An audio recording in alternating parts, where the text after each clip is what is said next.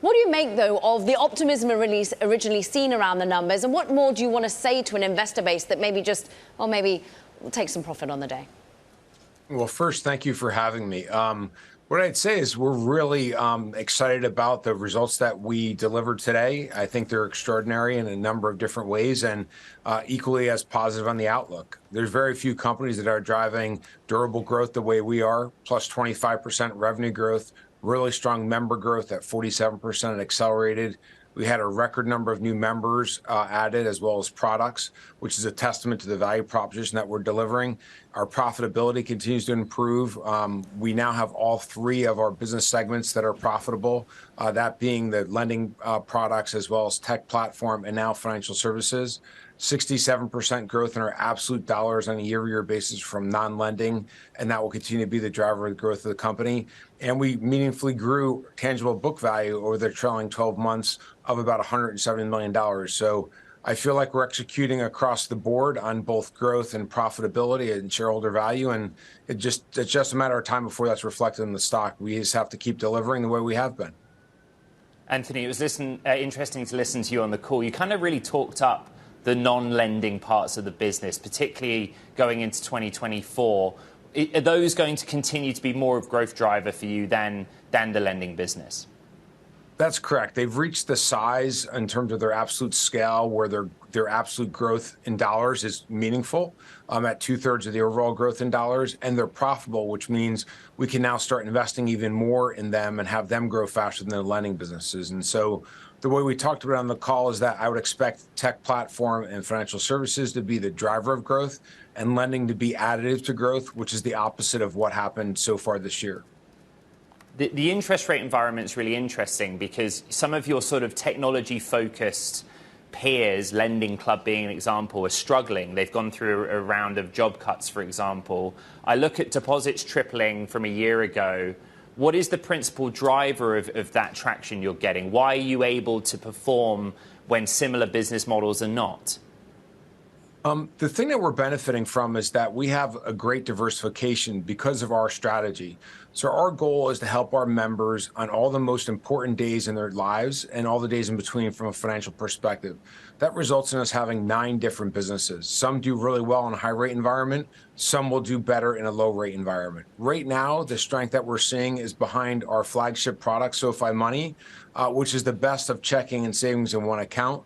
We give you all the great functionality that a digital operator can provide, in addition to additional benefits like 2-day early paycheck, and then most significantly, a very unique interest rate at 4.6% APY, no fees, and the ability to get a free certified financial planner and up to $2 million of FDIC insurance. So it's a very unique product. It's helped us grow at the top of our funnel, and then we see great cross-buying from that product as well as others. So the diversification we have is definitely helping. Having both lending businesses and depository businesses are also very unique. And then, of course, our investing business is a great cross-buy product on top of that.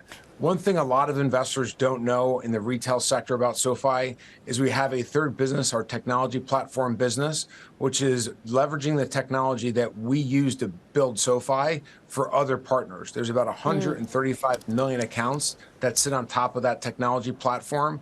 We often talk about it as the fintech of the AWS of fintech because we enable 8 billion transactions a year across that platform. Let's talk about, in that offering, Connector, the natural language AI-driven, I think it's like an intelligent digital assistant, basically. How much has AI been a driver of getting clients excited of your technology offering? It's a small piece. As you mentioned, we have a whole portfolio of products in our tech platform, one of which is a chat bot for customer service. It helps reduce the time to resolution and reduce the context per customer. It does leverage AI, natural language AI, in answering the questions that our members have. They really like the product and it improves satisfaction. It's a product we're offering to financial institutions, but we're also increasingly offering it to people that are not currently using some of our other products. So it's a standalone product that's in the cloud. What you're also offering, and the retail side of your business in particular, is IPOs. Of course, this has been an interesting thing that we've heard, particularly AI-related stories around Arm, which I know that you were helping sell down to some retail investors, but also you're on the Instacart deal and Oddity Tech. How much will the IPO pipeline benefit you, do you think? The IPO pipeline has two benefits. The first is it's a direct revenue stream, which isn't that meaningful. But what is more meaningful is that this is a unique product that Main Street investors, retail investors, typically do not have access to.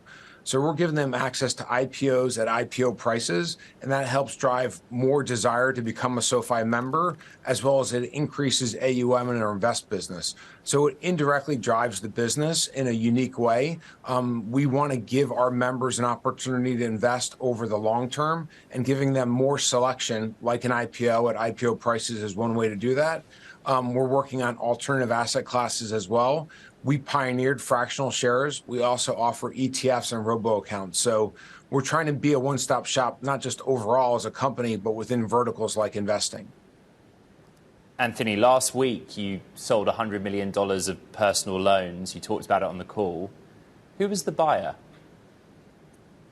We don't disclose the individual buyers. We're very pleased with the demand we're seeing for our assets, especially with the fact that rates are starting to hit a ceiling and would likely come down.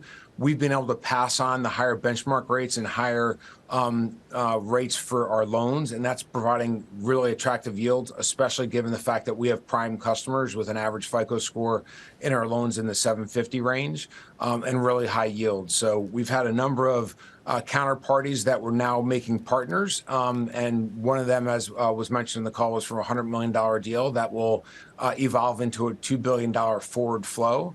In addition to that, we filed a securitization with BlackRock for $375 million. So a lot more to come on the loan asset side of the equation, but coming at rates that are pretty attractive relative to our balance sheet.